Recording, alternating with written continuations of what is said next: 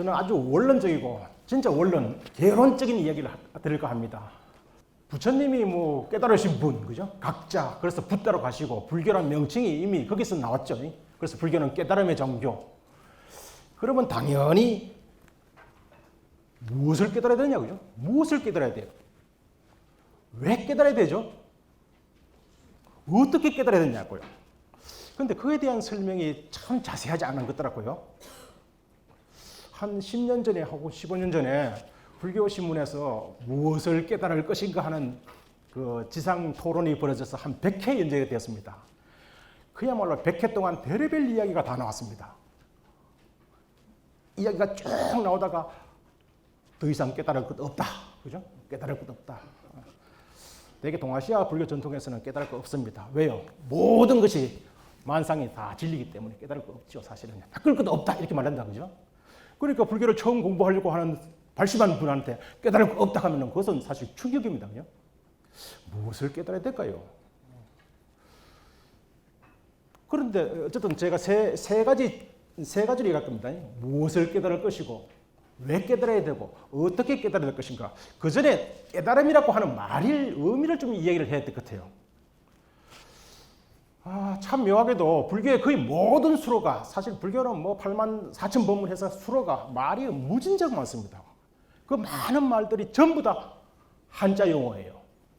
그런데 유독 깨달음이란 말만 한글입니다. 한글이라서 대단히 좋다고 생각하는데 사실 이 한글이 도리어 깨달음을 굉장히 좀 뭐랄까요? 신비화시키고 초월화시킨 것이 아닌가. 깨달음이라고 하는 말의 의미, 뭐 인도말로는 대개 붓디를 하더라고요. 붓디. 붓디에서 붓다가 나왔습니다. 그죠? 붓디. 인도에서는 그냥 알다는 뜻입니다. 알다, 지각하다. 이것이 뭐냐? 마이크다. 그게 바로 붓디입니다. 안다는 말이죠. 근데 불교 안에는 안다는 말이 굉장히 많습니다. 보리도 안다는 말이죠. 그죠? 보리도 안다는 말이고, 한자말 각 안다는 말입니다. 오 안다는 말입니다. 되게 각오 하죠. 뭐 새롭게 뭔가를 되새기는 것을 각오를 하지 않습니까? 혹은 뭐 그 각오도 뭐 동아시아 오게 되면 해오도 있고, 그죠? 해 아르마리로 아는 오도 있고, 또 정오 깨달음의 오도 있고, 정도 깨달을 정자입니다. 해라고 하는 말은 이제 좀 더 자세하게 설명드리지만서도 해는 진짜 판단력, 알매 능력을 말합니다. 아는 힘을 말합니다. 일체지 할 때 부처님의 또 다른 명호죠. 일체지자. 살봤냐? 일체지의 지도 안다는 말입니다. 정견에 보통 팔정도 중에 첫 번째 정견, 삼약 다르샤냐. 정견의 견도 안다는 말입니다. 세간의 해도 안다는 말입니다. 명행적의 명도 안다는 말입니다. 사실 깨닫다고 하는 말은 안다고 하는 말입니다. 안다고 하는 말이에요. 우리 집 아기는 3살에 한글을 깨달았다. 부처님은 아닙니다. 그죠? 한글을 알았다는 뜻이죠. 그런데 깨달았다고 하는 말이 상당히 진짜 순수한 우리말인데 그게 너무 추상화돼가지고 굉장히 높은 도를 일컫는 말로 바뀌지 않았는가. 그것이 불교를 어렵게 만들지 않았는가 이렇게 생각하고 있습니다. 부처님의 알면은 물론 당연히 수식어가 없습니다. 뭐가 붙겠습니까? 정자가 없습니다. 정각. 반드시 부처님이 깨달으면은요, 각 정자가 없습니다. 혹은 더 붙입니다. 안욕다나 삼약 삼보리 무상 정등의 정각. 그죠?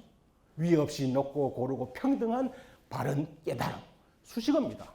부처님 깨달음은, 부처님의 알면 당연히 일상의 알면 아니죠. 세간지는 아닙니다. 그러나 붓디, 안다고 깨달음, 각이라고 하는 말 자체는요, 안다는 말입니다. 그렇다면 당연히 무엇을 알아야 될까요? 혹 무엇을 알아야 될까요?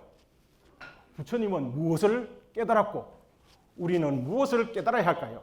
제가 그 불교 철학을 강의하면서 가장 신성한 말이라고 생각하는 것이 저 위에 있는 소지입니다.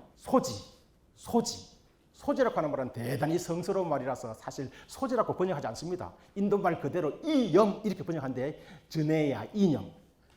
알려진 것. 알려진 것. 부처님한테 알려진 것이 뭘까요? 부처님은 뭘 알았을까요? 그 알려진 것을 불교도들은 부처님을 따르는 이들은 마땅히 알아야 하는 문제죠. 알아야 하는 것. 응지입니다. 응지요?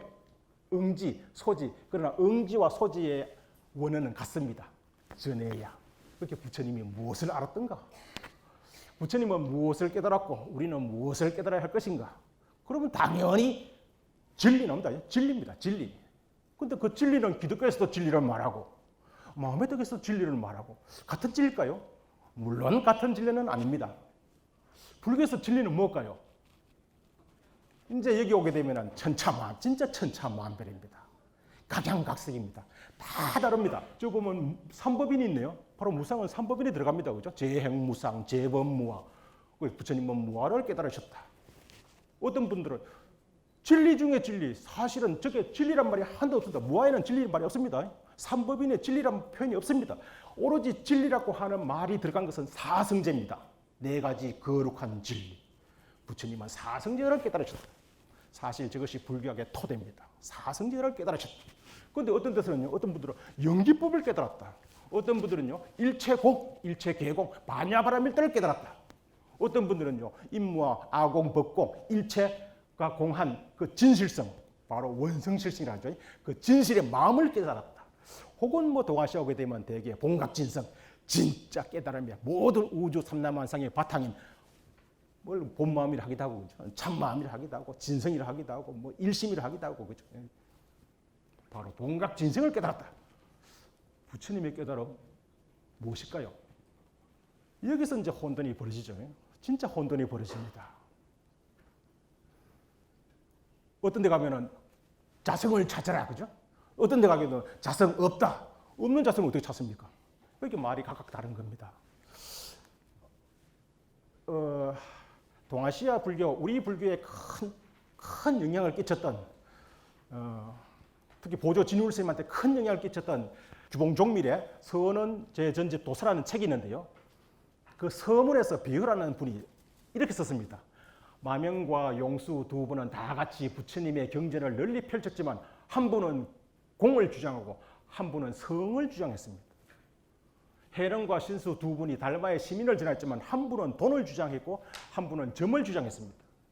천태는 오로지 삼관에 의존하였지만 우두라고 하는 분은 오로지 어떤 법도 존재하지 않는다고 그랬어요. 강서 마조 도일입니다. 모든 것이 다 진실이다. 행주자와 어묵동중 다 진실이다. 이렇게 주장하셨고요. 하택이란 분은 어디 오로지 바른 지견만이 진실이다. 그 밖에 어떤 이는 공이라고 어떤 이는 유라하고 또 어떤 이는 망과 진이 서로 포섭한다고 하고 또 어떤 분들은 망과 진이 어떻게 포섭하냐 서로 반대말이지 라고 서로를 배척하기도 하고 어떤 경전은 진짜 진실을 전하는 경전이라고 어떤 경전은 방편이라 했다. 도대체 누가 말이 맞느냐? 어쨌든 이것을 전부 전체적으로 전체적으로 정리 해석하지 않으면 안 된다. 도서라고 하는 책에서는 바로 이것을 이야기하고 있다라고 이렇게 서문을 썼습니다. 이미 9세기 때 이런 혼돈이 있었습니다. 그죠? 우리는 대개 동아시아의 불교 전해진 불교에서는요. 삼성방편 일성진실 무슨 말인가 하니까 일체중성 시리불성 다 알고 계시죠? 진리입니다. 그게 바로 부처님의 깨달음이다. 진실이다. 이렇게 말하죠. 그죠? 바로 법화경 혹은 열방경에 근거한 진리관입니다. 그런데요. 유식에서는 해심일경에서는 이렇게 말합니다. 아니다. 그것은 진실 아니다. 진실은 뭔가 삼성이 바로 진실이고 일성이 방편이다. 이것이야말로 진리다. 서로 반대말을 합니다. 일성개성과 오성각별 이게 동아시아 불교에서 가장 보편적이고 가장 폭넓게 논의되었던 핵심적인 문제입니다. 모든 삼라만상 모든 중생들이 다 성불할 수 있느냐? 아니다. 일천자라든지 성불 못한다. 삼성 차별, 성문, 영각, 보살 다르다. 성불 못한다. 어느 것이 더 진실일까요? 2500년에 걸친 불교 사상서는 바로 무엇을 어떻게 깨달아야 할 것인가에 대한 탐구와 해석의 도정이었습니다. 예. 이런 복잡다단한 사상 체계로 인해서 동아시아의 불교가 들어오면 모든 이들이 먼저 그 불교를 전체적으로 한번 해석을 해보자, 그죠? 전체적으로 한번 일람해보자 해서 생겨난 것이 교상판석. 혹 알고 계신지 모르겠습니다. 교상판석. 부처님의 전체 일대 법문을 어떻게 우리가 이해를 해야 될 것인가. 그런데 그 이해가 서로 달랐습니다. 그죠? 그 다른 결과로서 종파가 탄생했습니다. 저 두 교파는 화엄교판과 전태교판, 화엄교판에서는 화엄종에서는 불교 전체를 저렇게 나누었습니다. 소성, 대성시교, 대성시교 중에는 중간과 유식이 들어갑니다. 중간과 유식이 들어가고 대성종교, 기신론입니다. 대성 돈교 유마경입니다. 대성 원교 화엄경입니다. 당연히 앞에 네 가지는 방편입니다. 그러면 방편이라고 하는 말은 불교이라는데 불교의 좀 말이 어렵지만서도 그 경전 자체가 완전한 뜻이 아니라는 겁니다. 그 완전한 뜻을 드러낸 것은 바로 화엄경이다. 그러면 천태교판에서는 상당히 섭섭하겠다, 그죠? 천태종에서는 다른 종파에서 상당히 섭섭하잖아요. 우리가 믿고 있는 그 경전이 완전한 경이 아니라는 겁니다. 뭔가 미질하다는 겁니다. 그래서 각 종파가 생겨나고요. 그 각 종파 사이에 뭔가 사실은 골이 생긴 것지만 그 당시의 분들은 그것을 골로 여기지 않고 우리가 진리로 받드는 그 경전은 그것이 완전한 경이지만 나머지 경전은 전부 다 그게 이르는 방편으로 생각했습니다. 그런데 오늘날은 사실은 그렇지 않은 것 같아요. 오늘날은 어떤 한 경전을 신봉하면 나머지 경전을 상당히 부정하는, 배척하는 그런 경향이 없지 않아 있더라고요. 뭐 쉽게 말해서 불교가 점차 기독교를 닮아가는 것이 아닌가. 제가 생각하는 불교 사상의 위대성은 그 열린 성정관, 그 다양함입니다. 대개 그 기독교 성경 그러면 뭐 성경입니다. 그죠? 신약, 구약 다 합해서 한 60몇 개나 하더라고요. 불교 성전은 몇 가지일까요? 84,000. 맞습니다. 84,000. 그게 몇 가지입니까? 사실 84,000은 장수는 84,000인데 무진장 많다는 거죠. 84,000 무량번문 많다는 뜻입니다. 그러니까 불교 신자들은 다 사실은 너무 가르침이 많으니까 어디에 의지해야 될지 도무지 종을 잡기 어렵습니다. 진짜 종을 잡기 어려운 것이 되게 좀 이따 말씀드리지만 되게 일체의 괴고 모든 것은 괴롭다. 무엇이 괴롭까요? 그러면 되게 혹 아십니까? 뭐 생로병사가 괴롭다. 또 뭐 있습니까? 쭉 나가서 이제 애별리고 원정해고 구부덕고 앞에 7가지를 한마디로 말하면 온성고. 온이 바로 괴롭다 이렇게 말하는 거죠. 그런데 반야신경 첫 문장에서는 이렇게 말합니다. 온 괴고. 온은 다 공이다. 그럼 괴로움은 픽션이네요. 온 괴고. 온이 다 공함으로 조견함으로 인해서 도일체고 일체의 고통으로부터 벗어났다. 전혀 상반된 이야기입니다. 왜 이런 일이 벌어졌을까요? 그런데 또 놀랍게도 불교에서는요. 뭐 다른 종교를 뭐 말씀드리기 뭐하지만서도 다른 종교에서는 대개 나만을 믿으라 그죠? 나만을 믿으라 뭐 이렇게 말했다는데 부처님이 열반 드실 때 제자들이 물었대요. 부처님 돌아가시면 우리는 누구한테 의지합니까? 그런데 부처님 말씀은 이렇습니다. 나는 그대들의 의지처가 아니다. 그대들은 오로지 그대들 자신과 법에 의지하라. 그죠? 그대들 자신과 법에 의지하라. 되게 사이라 하는데 우리는 부처님 돌아가시면 누구한테 의지하냐가 4가지 의지처가 있었습니다. 4가지 의지처. 그 첫 번째가 들어보신 분이 계실 겁니다. 사람에 의지하지 말고 법에 의지하라. 저때 사람은 누구겠습니까? 바로 열애입니다. 부처님입니다. 부처님은 의지처가 아니고 바로 법이 의지처란 겁니다. 법은 대개 우리는 말을 통해서 전달합니다. 그죠? 그 법은 말을 통해서, 진리는 말을 통해서 전달하잖아요. 두 번째가 사실은 말에 의지하지 말고 뜻에 의지하라. 말도 어떤 말? 완전한 말씀, 요입니다. 요의에 의지하지 불요의 완전하지 못한 말에 의지하지 말라. 뭐 네 번째는 뭐 식에 의지하지 말고, 식은 인식, 사량, 분별입니다. 분별, 언어를 통한 분별적 지식에 의지하지 말고 체험을 통한, 뭐 일단 체험이라고 했습니다. 체험을 통한 완전한 인식에 의지하라. 이게 사입니다. 사회 중에 첫 번째가 가장 중요합니다. 그죠? 사람에 의지하지 말고 법에 의지하라. 어떤 법?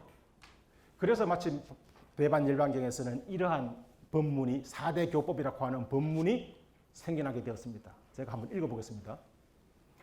어떤 비구가 어떤 법문을 첫 번째 경우수입니다. 부처님으로부터 직접 들은 것이라고 말한 경우. 두 번째, 대다수 박식한 혹은 율장의 밝은 장로들로 구성된 성가로부터 직접 들은 것이라고 말할 경우. 세 번째, 경과, 율과 논모를 지닌 다수의 장로 비구로부터 들은 것이라고 말한 경우. 네 번째, 혹 그러한 한 명의 장로 비구로부터 직접 들은 것이라고 말할 경우. 4가지 경우수 중에 어느 것이 진실이겠습니까? 우리가 생각하면 당연히 첫 번째입니다. 그런데 여기서는 이렇게 얘기합니다. 이를 인정도 거부도 말고 그의 말을 잘 듣고 단어와 문장을 잘 파악한 다음 경에 포함되어 있는지, 이미 우리가 전승하고 있는 경전에 그런 내용이 포함되어 있는지, 율은 대개 비나야라 그러는데요. 비나야는 조복입니다. 번뇌를 조복받는데 뭔가 유용한 것인지, 혹은 법성, 진실입니다. 진실. 법성에 위배되지 않은지를 검토하여 만약 그렇지 않다고 한다면 비불설로 판단하여 버려야 하고, 만약 그러하다면, 다시 말해 법성에 어긋나지 않는다면, 진실에 어긋나지 않는다면 불설로 취해야 한다. 이 말은 곧요, 불설, 경전은 오로지 부처님 말씀으로 이루어진 것은 아니라는 뜻입니다. 경전은 제자도 설하고 바라문도 설하고 더 나아가서 아기도 설합니다.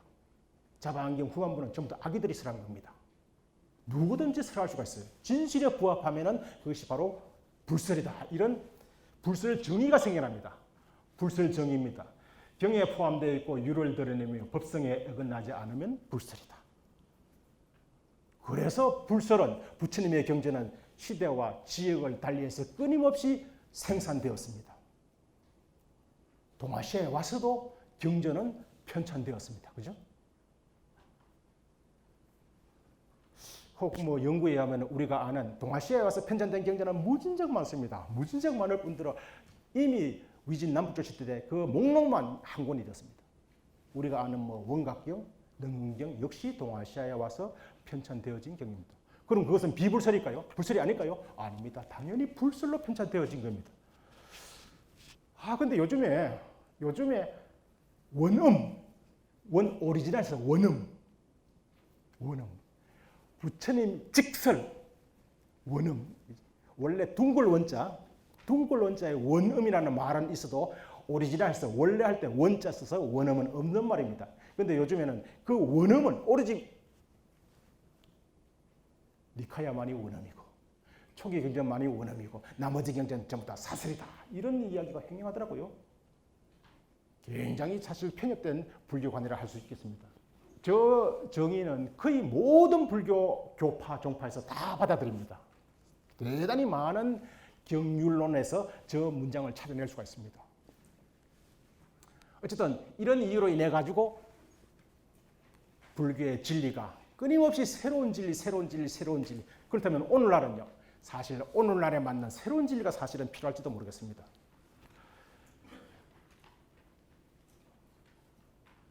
왜 깨달아야 하는가? 왜 깨달아야 할까요? 불교에서는, 아니죠. 인도에서는 대개 생사윤의 괴로움을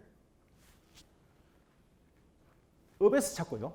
그 업은 무지에서 비롯된다고 생각했습니다. 혹했네요. 혹은 불교용어로 번뇌입니다. 그죠? 번뇌. 번뇌 중에서 가장 본질적인 번뇌는 바로 무지입니다. 어쨌든 불교에서는 그 괴로움의 원인을 미혹이라 하기도 하고요. 무지라 하기도 하고 무명이라 합니다. 그죠? 혹은 12연기는 바로 번뇌와 혹은 번뇌입니다. 번뇌와 업과 사는 현실입니다. 이 구조를 설명한 겁니다. 그래서 무명이 있기 때문에 무명은 바로 번뇌입니다. 행이 있고 행은 업입니다. 업으로 인해서 뭔가 새로운 생이 시작되고요. 그 생의 토대하에서 또다시 번뇌와 업을 일으켜서 또 다른 생을 받고, 그게 사실은 3세 양중의 윤회죠. 3세에 걸친 윤회를 의미합니다. 온 성고, 온 자체가 바로 괴롭다는 겁니다. 동물도 괴롭다고 인식하는 이상 그 괴로움에서 벗어나려고 한다는 거죠. 벗어나려고 하는 겁니다. 혹 대성불교에서는 아까 말씀드린 것처럼 사실 괴로움 없습니다. 온 바로 조견 오온 계공이잖아요. 오온이 괴로움인데 초기 불교에서 오온을 괴롭다고 생각했는데 대성불교에 되면 온 자체가 픽션, 무자성이라고 합니다. 실체가 없다는 겁니다. 따라서 괴로움 역시 실체가 없고, 그렇다면 괴로움은 뭐예요? 중생들이 분별을 했다는 겁니다. 그걸 알아야 된다는 거죠. 어쨌든 그 불교에서 왜 깨달아야 하는가? 괴롭기 때문에 당연히 깨달아야 한다는 겁니다. 대개 불교에서는 그 깨달음도 3가지 종류로 나눕니다. 한 10여 년 전에 잘 안 보이시겠는데요. 쫑카파의 보리도 차제로라는 것이 대단히 유행을 해서 막 몇 종류로 번역됐는데, 이미 저 이야기는 구사론에 나오는 이야기입니다. 대개 그 도를 구하는 이는 3종류가 있다는 겁니다. 첫 번째는 하사, 하사는 아닙니다, 그죠? 하사도, 아주 낮은 단계의 범부. 하사도, 중사도, 상사도. 하사도는 괴롭기 때문에 오로지 즐거움을 구합니다. 부지런히 방편을 닦아서 항상 자신의 즐거움만을 추구한다. 이 삼계 육치, 대개 불교는 삼계 육치라죠. 삼계 저 위로 하늘로부터, 그죠? 육치, 하늘로부터 저 밑에 지옥에까지 가장 즐거운 것이 어떨까요?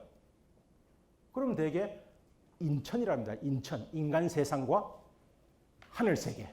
그래서 대개 인간으로 태어나기 어렵다, 뭐 이렇게 말씀하시더라고요. 그렇다면 불교에서는 인간과 하늘에 태어나려면 어떻게 해야 됩니까? 당연히 선업을 닦아야 한다, 그죠? 선업을 닦아야 한다. 그렇게 하사도는 오로지 선업을 통해서 보다 더 좋은 안락한 세계를 태어나기를 원한다. 그게 하사입니다. 중사는 괴로움의 소멸을 희구할 뿐 즐거움을 희구하지 않으니 괴로움의 근거가 되기 때문이다. 그렇게 괴로움의 소멸을 희구합니다. 어떻게 희구합니까? 괴로움의 멸. 괴로움은 무엇으로 인해 생겨났습니까? 무지로 인해서. 따라서 무지를 극복함으로써 무엇에 대한 무지? 고진멸도, 사성제에 대한 무지를 통해서 사성제를 몰라서 생겨난 번뇌를 끊음으로써 괴로움으로부터 벗어나겠다.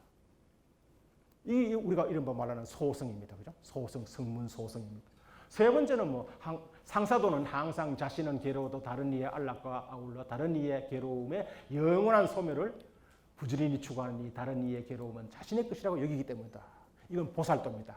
그래서 대개 우리 동아시아 불교에서는 이 세 가지를 인천 인과교, 두 번째는 단혹 멸고교, 단혹 번뇌를 끊고 멸고 괴로움을 멸하는 가르침, 세 번째는 대성 보살도, 이렇게 정리합니다. 물론 동아시아의 불교에서는 대성불교이기 때문에 세 번째를 가장 수승한 가르침으로 이해를 합니다. 어쨌든 왜 깨달아야 하는가 하면은요, 인과법을 깨닫든지 사성제가 깨닫든지 반야바람 밀도를 깨닫든지 괴로움 때문입니다. 괴로움을 인식하지 못하면 사실은 불교에 입문하기가 상당히 어렵죠. 어떻게 깨달을 것인가? 어떻게 깨달아야 할 것인가요? 사실은 깨달아의 방식에 관한 이야기는 굉장히 많지만서도 진짜 단순합니다. 대개 중암경에 나오는 이야기인데요. 저 경문은 대소성 굉장히 많은 논서에서 인용됩니다. 정계는 두 가지 인연에 의해서 생겨나니 첫째는 외적인 것으로서 다른 이로부터 법음을 듣는 것이요. 둘째는 내적으로 참답게 사유하는 것이다. 저는 개인적으로 아비달마 불교를 전공하는데 아비달마 불교는 소성입니다. 그러나 제가 생각하는 소성 불교는요, 아비달마 불교는 모든 불교학의 토대입니다. 그래서 모든 이론적 불교적 이론은 아비달마 불교에서 기초를 갖추어집니다. 거기서는 견도라고 하는 것은 아까 부처님의 깨달음을 견이라고 하거든요. 다르시 않나 통찰. 견도에 들면 거기서부터 34년 만에, 34찰나 만에 대각에 이르게 됩니다. 부처님은 보르쇼 나무 밑에서 34년, 34찰나의 깨달음에, 완전한 깨달음에 이르셨다 이렇게 말하는데요. 어쨌든 견도, 깨달음에 이르는 과정을 저렇게 4단계로 설명하고 있네요. 친근선사, 말이 한자가 사구로 되어 있는데 친근선사, 청문정법, 열의자기, 일락현료. 친근선사는 뭐겠습니까? 선사와 친근해지는 것. 물론 주석서 이야기 같으면 선사는 부처님과 불제자입니다. 선사와 친근해질 것. 두 번째는 청문정법, 정법을 듣는 것. 세 번째는 열의자기. 열의자기는 그냥 쉽게 말하면 참답게, 열의의 반대말은 비리입니다. 옳지 못하게. 비리라고 하는 것은 속으로 나쁜 생각을 품는 겁니다. 열이라고 하는 것은 그냥 바른 생각을 품는 겁니다. 자기는 생각입니다. 마나스카라, 마음이 움직이는 것인데 생각입니다. 참답게 생각하는 것. 들은 바를 참답게 생각하는 것. 그리고 일락현료, 이 말은 좀 어렵네요. 인가하여. 들은 바를 내가 인가하여 받아들여서 현료, 진짜 완전한 깨달음에 이르기를 용락하는 것, 원하는 것입니다. 원하는 것. 진짜 내가 완전한, 내가 좀 들은 이 법문에 대한 완전한 깨달음을 나가기를 원하는 겁니다. 불교 수행의 핵심은 누가 뭐래도 사막입니다. 사막입니다. 학입니다. 불교들하면 당연히 배워야 할 것 학입니다. 그걸 다 배운 자, 더 이상 배울 것도 없다? 무학입니다. 그래서 무학, 아라한이죠. 대개 이 동아시아에 전해된 우리의 불교는 선정을 상당히 중요합니다. 그죠? 특히 선종이니까요. 당연히 선종을 중시하겠는데 대개 불교의 모든 교리는 동아시아에 전해진 불교의 모든 교리는 사실 구사론과 유식론에서 성유식론에서 형성됩니다. 성유식론이라고 하는 논서에서 선정을 이렇게 정의합니다. 사성제나 공성과 같은 관찰해야 할, 통찰해야 할 경계 대상에 전념하는 것. 심일경성, 마음을 한 곳에 딱 고정시키는 것. 그래서 정입니다. 고정, 그죠? 픽스시키는 거죠.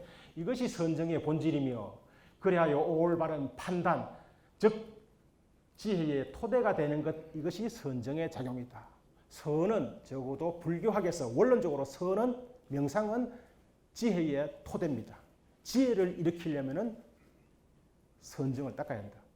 그런데 지혜는 종류가 상당히 많습니다. 지혜는 청이 상당히 많습니다. 1차적으로 지혜는 들음으로써 생겨납니다. 지혜라고 하는 것은 좀 더 말씀드리지만 사실은요, 판단력이거든요. 판단력. 뭔가 진리를 판단, 간택, 결정할 수 있는 능력. 개정해 중에서 가장 중요한 것은, 항상 인도에서는 중요한 것은 제일 뒤옵니다. 해. 해가 뭐냐면 해, 맞디라기도 하고 역부라지냐? 해. 되게 반야로 번역하죠. 해는 이렇게 정의 내립니다.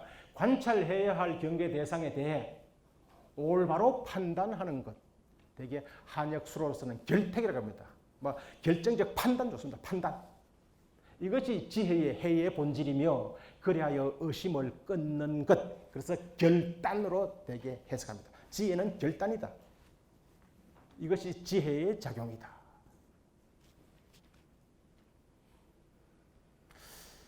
번뇌를 어떻게 끊느냐 하면 제가 이제 이쪽으로 공부하다 보니까 번뇌를 어떻게 끊느냐. 번뇌라고 하는 것은 바로 결단력으로 끊거든요. 담배를 어떻게 끊습니까? 결단력으로 끊거든요. 결단.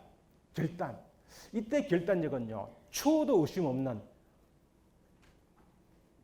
되게 끊는다니까요. 끊는다니까 되게 우리 세간에서는 물건을 자를 때, 끊을 때 뭘로 끊습니까? 칼로 끊죠. 바로 칼은 지혜의 상징입니다. 스님들이 사시는 그 요사를 되게 신금당을 하더라고요. 신금당. 이 자비 문중에서 칼을 찾아서 뭐 하겠습니까? 칼을 찾는 집, 신금당이 있는데요. 금을 찾는 집. 바로 칼은 지혜의 상징입니다. 어쨌든 대개 지혜라고 하는 것은 바로 판단하는 겁니다. 판단의 능력을 지혜라고 합니다. 지혜의 정의가, 지혜가 뭐냐 그러면 되게 간택, 이렇게 한역에서 설명하는데 이 한역 용어가 별로 우리한테 그렇게 피부적으로 와닿지 않습니다. 그죠? 근데 이 한역이 간택이라고 하는 그 원어가 뿌라비짜야인데 그 뿌라비짜야를 사전에 찾으니까 이렇더라고요. 분별적 이해, 탐구, examination, 검토, 이런 뜻이에요. 이런 지혜, 대개 불교는 지혜의 종교다 하지만서도 우리 한국의 불교에서는 이런 분별적 이해를 상당히 금기시합니다. 분별적 이해하면은 당연히 뭐라 말하냐면은 분별은 떠나야 할 것, 사랑 분별. 이런 내용이 있더라고요. 불교의 가르침은 맹신이 아닌 비판적 분석이기에 단순히 경전을 외우기보다 이치를 따지며 불교의 가르침을 받아들일 때 긴 생명력을 가질 수 있을 것이다. 제가 한자 유문 없이 그대로 옮긴 겁니다. 비판적 분석? 저기에 해당되는 불교 서로가 뭘까요? 바로 해입니다. 지혜입니다. 요즘에 대학에서는 옛날에 철학교는 다 배우실 건데 철학교는 없었습니다. 되게 비판적 사유라고 하는 그 과목이 철학을 대신하고 있습니다. 비판적 사유. 비판이라 해서 뭔가 틀렸다가 아니고요. 정확한 사물에 대한 정확한 판단. 그렇게 불교에서 최고로 중요한 것이 바로 그 판단입니다. 진리에 대한 판단. 판단의 능력, 그게 바로 지혜입니다. 아까 그 화엄 교판, 오교판을 얘기했는데 되게 그 법장이라고 하는 분이 화엄 오교장이라는 책에서요. 이 교판의 근거가 뭐냐? 어떤 원리에서 오교 화엄종에서는 전체 불교를 오교 10쪽으로 분류했는가 하면은 이런 말씀을 하더라고요. 바로 성교와 정리. 성교와 정리. 성교라고 하는 것은 성전입니다. 성전에 근거해서 오교의 체계를 확립시키고 정리에 근거해서 10종을 나누었다. 정리는 요즘 말로 하면 논리입니다. 올바른 논리네요. 그래서 논리 이치라서 나왔습니다. 그런데 동아시아 내지 불교에서는 근본적으로 교보다는 종이 앞섭니다. 되게 종교라고 하는 말, 교라고 하는 말은 언어적 측면이고요. 말씀이고 종은 그 말씀이 담긴 취지, 뜻입니다. 아까 말씀드렸지 않습니까? 법성에 어긋나지 않으면 진실이다. 법성의 진실의 근거가 뭐냐? 바로 논리입니다. 그래서 불교에서는 사실상 논리라고 하는 것을 대단히 중시하겠는데 어쨌든 법장이라고 하는 분 역시 화엄종을 개창한 화엄종을 여신 당나라 때 법정이라는 분도 사실 5교 10종의 근거는 무엇이냐? 바로 이치라는 겁니다. 혹은 아까 말씀드린 규봉종밀 선언제전 도서에서도 이런 말을 합니다. 다만 불타의 말씀에 의지할 뿐 스스로 헤아려 생각하지 않으면 비탁입니다. 그렇죠? 비탁. 헤아리는 겁니다. 헤아리는 게 중요한 겁니다. 헤아리는 것. 어떤 원리에서 어떤 이치에서 부처님은 이렇게 말씀하시는지 이 부처님이 이렇게 말씀하신 의미가 무엇인지 비탁하지 않으면 헤아려 생각하지 않으면 깨닫는 것도 다만 범신에 지나지 않는다. 부박한 믿음에 지나지 않는다. 아무런 실제 의익이 없다.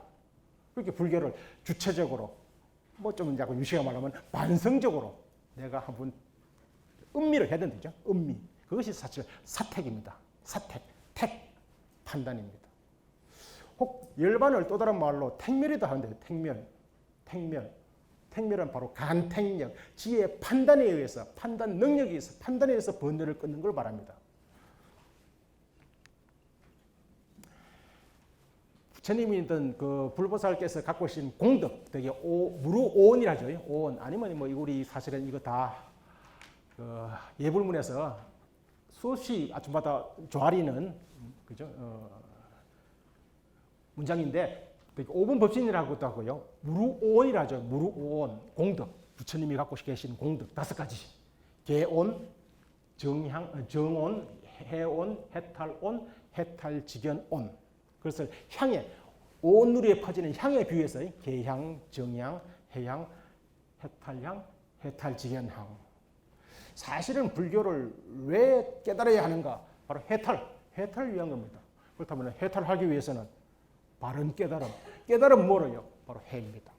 사실은 해가 이 중에서 제일 중요하죠. 개, 정, 해. 오로지 개와 정은 해를 위한 겁니다. 해의 토대가 되죠. 해에 의해서 바로 그것이 사성제든 일체 개공이든 원성실성이든 본각진성이든 해에 의해서 깨닫는 겁니다. 깨달음으로써 온갖 속박으로부터 벗어나서 괴로움으로부터서 해탈한다. 그리고 불교에서는 혹은 인도적 사유에서는 해탈이 끝이 아니고요. 해탈하고서 다음 뭡니까? 해탈한 것을 알아야 돼. 그죠? 해탈해서 알아야 돼. 대개 부처님의 안욕따라 삼약삼보리 우상정등각이 뭐냐 그러면은 그냥 진지와 무생지 이렇게 말합니다. 진지와 무생지. 진지는 뭐냐면은 내 번뇌 다 끌었다고 아는 겁니다. 무생지는 내 더 이상 태어나지 않는다라고는 아는 거죠. 해탈했는 것을 아는 것을 바로 해탈직연이라 합니다. 아무리 부자라도 자기가 부자인지를 모르면 그건 부자가 아닌 겁니다. 그래서 5단계 중에서 가장 중요한 것이 어쨌든 해입니다. 해향, 해온. 해온을 통해서 해탈한 것을 아는 것이 해탈직연, 바로 부처님입니다. 이제 문제는 해를 어떻게, 그러면 지혜를 어떻게 얻느냐가 문제입니다. 해를 어떻게 얻는 것인가? 지혜를 어떻게 얻느냐, 그죠? 지혜를 어떻게 얻는가? 지혜를 어떻게 얻을 수 있을까요? 지혜가 그냥 생겨나지 않습니다, 그죠? 물론 생이지지 태어나면서부터 지혜를 갖춘 수도 있겠네요. 그걸 어떻게 해석하면 좋을까요? 그거는 뭐 저는 이렇게 이해를 합니다. 전생에 진짜 복이 많았네, 그죠? 근데 대개 사람들은 또 복이 많아서 진짜 너무 지혜가 많아가지고 IQ가 좋으면 이 생이 상당히 괴롭다 하더라고요. 그것이 또 발휘가 안 되면 사라지고, 그죠? 어쨌든 지혜를 어떻게 얻느냐 하면 그것도 불교의 원론적인 이야기가 있습니다. 지혜를 어떻게 얻는가? 흔히 문사수 그러죠. 문사수. 첫 번째 청문회 한 겁니다. 청문. 청문은 뭐 듣는 겁니다. 들음으로써 성취되는 지혜. 근데 저에 대해서는 좀 사실은 새롭게 이해를 해야 됩니다. 우리나라에서도 제가 어느 조사를 보니까 1945년 해방 때 문맹률이 90몇 프로더라고요. 해방 당시에 문맹률이 90몇 프로예요. 그러니까 당연히 책을 못 봅니다. 그죠? 그러면 당연히 뭐합니까? 들을 수밖에 없는 겁니다. 선지식으로부터 들을 수밖에 없는 거죠. 근데 지금은 문맹률이 거의 뭐 제로 아닐까요? 그죠? 그럼 지금 어떻게 해야 되겠습니까? 사실 듣는 것도 중요하지만서도 읽는 게 중요합니다. 그죠? 읽는 것. 어쨌든 청문입니다. 말씀을 듣고 지혜를 습득합니다. 지혜가 뭡니까? 아는 겁니다. 아는 것. 그렇게 말씀을 듣고 불교 이론을 아는 겁니다. 그죠? 일단은 알아야 되죠. 제가 교학자라서 사실은 제일 중요한 거, 세 중에 제일 중요한 거, 물론 종교적으로 말하면 세 번째가 제일 중요하지만 교학자로서는 제일 중요한 게 첫 번째입니다. 들어야 되죠. 일단은요. 알아야 되죠. 이제 안 것은 두 번째 들어갑니까? 사택. 말이 어려운데 찐따라 그러는데 생각입니다. 생각, 사유. 뭐 쉽게 말하면 한기로 들어서 이쪽으로 나기 전에 그죠? 머릿속에서 한번 사유를 해야 되죠. 뭔가 진짜 반성도 해보고 그것을 통해서 음미도 해보고 그 말씀의 음미도 해보고 사유를 하는 겁니다. 그래서 사택, 사소성이라고 그러죠. 사유에 의해서. 세 번째가 수습입니다. 요즘 수습, 사원할 때 수습과 같은 뜻입니다. 이제 한자 같죠? 수습, 인턴, 수습. 수습이라고 하는 것은 인도말로 부하반다라고 하는데 몸에 배이게 하는 겁니다. 몸에 배이게 하는 것. 어떻게 하면 몸에 배이게 되겠습니까? 맞습니다. 반복입니다. 반복. 근데 뭘 반복하냐면 사유를 반복하는 겁니다. 그래서 되게 사유수 이렇게도 번역합니다. 사유를 반복하는 겁니다. 근데 우리가 사유를 반복하려고 하면 사유가 반복이 잘 안 되잖아요. 마음이 왔다 갔다 산란, 어지럽지 않습니까? 그래서 항상 수습에는 선정이 수반됩니다. 선정, 명상이 수반되어집니다.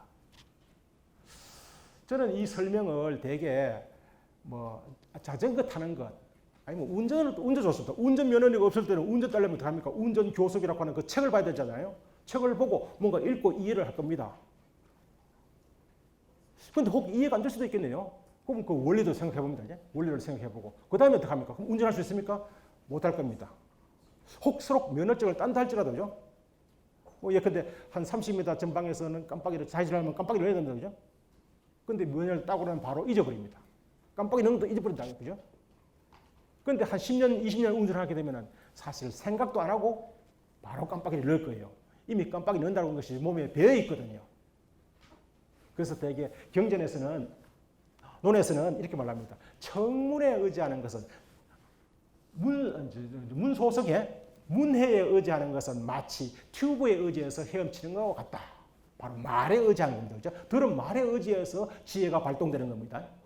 두 번째는 튜브를 놓기도 하고 잡기도 하고 말에 의지하기도 하고 말을 놓기도 하고 세 번째는 완전히 말에 의지함이 없이 지혜가 발동되는 단계다. 이렇게 설명합니다. 아까 제가 말씀드렸잖아요. 운전을 할 때 이제 10년쯤 숙달되면요. 더 이상 깜빡이 넣어야지, 브레이크를 밟아야지, 뭐 엑셀을 넣어야지 이런 생각도 안 하고 그냥 넣습니다. 말에 의지하지 않고요. 대개 이런 것을 한국에서는 뭐 분별을 따뜻하지만서도 사실은 이미 말에서 말이 이미 전제된 겁니다. 적어도 선종 이외의 모든 불교에서는요, 말을 떠나서 말할 수 없는 건 없다. 서로 공성이라고 하는 것은 말할 수가 없는 것이 아니에요. 공이라는 말이 있잖아요. 다만 그 세계를 말로 지시해서 아는 것이 아니고 말을 떠나서 수습, 뭔가 자신의 체험을 통해서 아는 것을 강조하지 절대 분별을 떠난 말할 수가 없다. 그래서 절대다. 이런 이야기를 하지 않습니다. 대개 무엇을 어떻게 깨달을 것인가, 진리를 어떻게 깨달을 것인가, 대개 불교의 모든 종파나 학파에서 5단계로 깨달음의 단계를, 수행 단계를 설정합니다. 자량이는 자제와 양식입니다.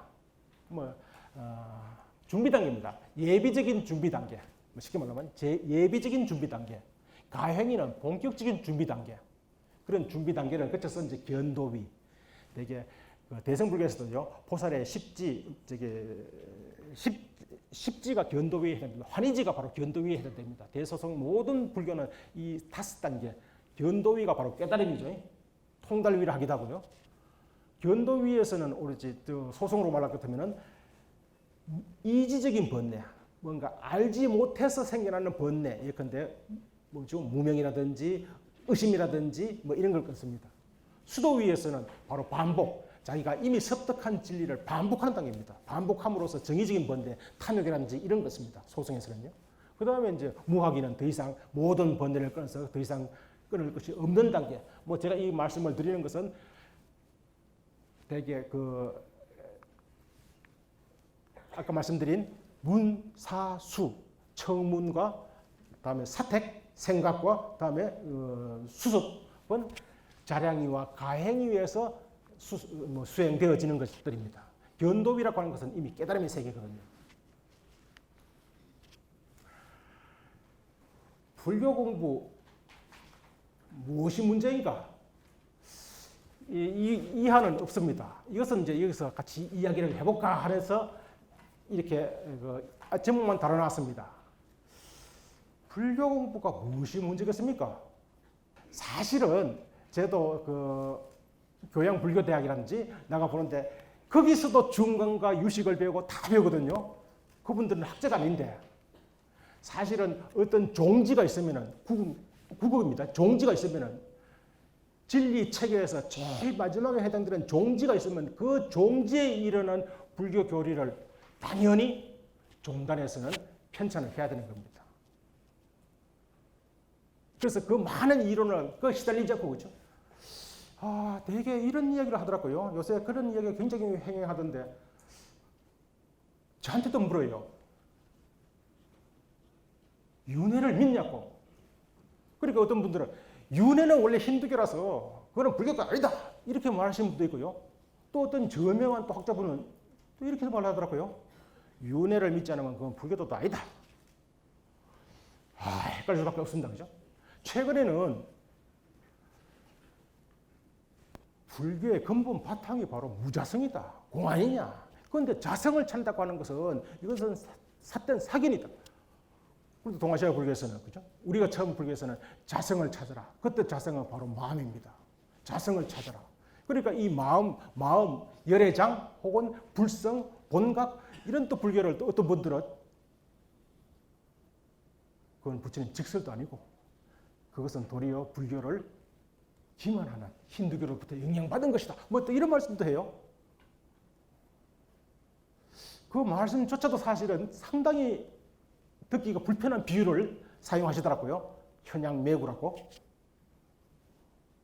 양을 판다고 내걸어 놓고 개고기를 파는 식이다. 뭐 이런 이런 얘기. 그러니까 사실은 신자분들이라든지 불교도들이 혼돈에 빠질 수밖에 없다 그러죠. 그러니까 그 모든 것의 과정, 불교는 대개 방패설이기 때문에 내가 어떤 한 주장을 갖더라도 그 나머지 모든 주장은 극에 이르는 방편이거든요. 이것만이 불교다 이런 것은 불교에 있을 수가 없습니다. 아까 말씀드린 불교의 생명은 그 다양성이거든요. 부처님 시대 때 경전이 편찬됐다 치더라도 그 이후로도 끊임없이 새로운 진리관에 의해서 새로운 경전이 편찬되어지거든요. 그래서 사실은 그 많은 경전을 정리를 해가지고 편찬하는 것이, 그죠? 성전을 편찬하는 것이 사실은 무엇보다도 중요할 겁니다. 불교 성전 편찬이라고 하는 것은 뭐 역경과 불교 성전 편찬은 굉장히 오래된 수건 사업이죠. 그런데 여전히 사실은 우리가 모든 이들이 공통으로 볼 만한 그런 편찬은 이루어지지 않았습니다. 불교 공부 무엇이 문제인가? 사실은 지혜를 함양하는 3가지 방식. 첫 번째, 문소성애, 청문. 요즘은 청문보다는 사실은 청문보다는 독서입니다. 독서. 읽어야 하는데 읽을 만한 경전이 불교의 중요한 사상을 전하는 그런 경전이 번역이 되어 있지 않다는 겁니다. 물론 번역이 되어 있지만서도 우리가 사실은 읽기가 너무 어렵다는 거죠. 그죠? 접하기가 어렵다는 뜻입니다. 어떤 식으로든 그것이 제공이 돼야 되는데 전혀 제공이